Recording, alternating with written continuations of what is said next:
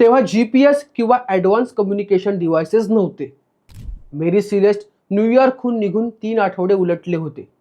दुसरीकडे इटलीच्या जेनोवा बंदरात त्या जहाजाची वाट पाहिली जात होती. पण इतके आठवडे गेले तरी मेरी सिलेस्टचा काही पत्ता नव्हता. एवढंच काय, मेरी सिलेस्ट नंतर न्यूयॉर्कहून निघालेली इतर जहाजं जेनोवाला पोहोचायला लागली होती. मेरी सिलेस्ट निघाल्याच्या 10 दिवसांनंतर आणखी एक ब्रिटिश जहाज डे ग्रेशिया न्यूयॉर्कहून त्याच रस्त्याने जिब्राल्टरकडे निघालं.